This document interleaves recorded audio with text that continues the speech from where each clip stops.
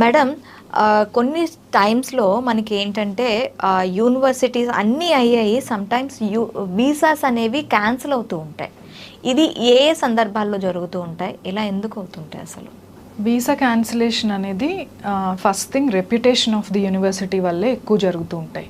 ఇప్పుడు నాకు I don't want to name the universities, but కొన్ని యూనివర్సిటీస్ ఎట్లా ఉంటాయంటే ఆ యూనివర్సిటీ కెపాసిటీ 3,000 I-20లు రిలీజ్ చేయడం అయితే 30,000 I-20లు రిలీజ్ చేసేస్తారు. స్టూడెంట్స్కి వీసాస్ వచ్చేస్తాయి. సో వాళ్ళకి ఏంటంటే షార్ట్ కట్ మెథడ్స్, ఫైనాన్షియల్స్ సరిగ్గా చూసుకోరు, వాళ్ళకి ప్రాబ్లం ఉంటుంది అనమాట. వాళ్ళు ఏం చేస్తారు, అదే ఫ్లైట్ ఎక్కుతారు, వెళ్తారు. షికాగో ఎయిర్పోర్ట్లో దిగంగానే I know of a university, ఆ యూనివర్సిటీ స్టూడెంట్స్ అందరినీ పక్కకి పిలిచి ఇమ్మిగ్రేషన్ వాళ్ళని ఇంటర్వ్యూ చేసి వాళ్ళ వాట్సాప్ చాట్స్ చెక్ చేసి వాళ్ళ ఫైనాన్షియల్ డాక్యుమెంట్స్ ఆన్లైన్ బ్యాంకింగ్ పోర్టల్స్లో లాగిన్ చేసి నిజంగా వాళ్ళకి లోన్ వచ్చిందా లేదా, వాళ్ళు ఏమైనా ఫేక్ లోన్ లెటర్స్తో వచ్చారా, లేకపోతే వాళ్ళ అకౌంట్లో డబ్బులు ఉన్నాయా లేదా అనేది చెక్ చేశారు.